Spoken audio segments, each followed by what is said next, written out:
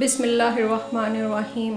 اللہم صلی علی محمد وعلی آل محمد۔ فرعون کی بیوی حضرت آسیہ رضی اللہ تعالیٰ عنہ کی شہادت۔ فرعون غصے کے وقت لوگوں کے ہاتھ پاؤں میں میخیں گڑوا کر مار ڈالتا تھا، چورنگ کر کے اوپر سے بڑا پتھر پھینکتا تھا جس سے اس کی روح نکل جاتی۔ میخوں کی سزا کا موجد فرعون تھا، اس سے پہلے یہ سزا کسی نے نہیں دی تھی، اس لیے سورہ فجر میں فرمایا ترجمہ اور میخوں والا فرعون۔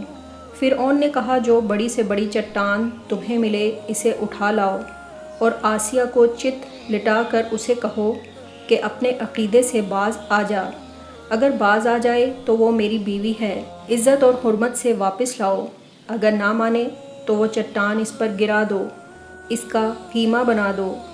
جب وہ لوگ پتھر لے کر آئے تو ان کو لٹا دیا اور پتھر ان پر گرانے کے لیے اٹھایا تو انہوں نے آسمان کی طرف منہ اٹھایا۔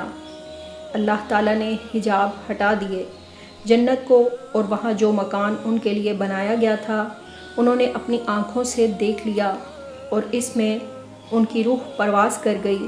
جس وقت پتھر پھینکا گیا تو اس وقت ان میں روح ہی نہیں تھی۔ اگر ویڈیو پسند آئے تو چینل کو سبسکرائب کریں اور ویڈیو کو لائک اور شیئر ضرور کریں۔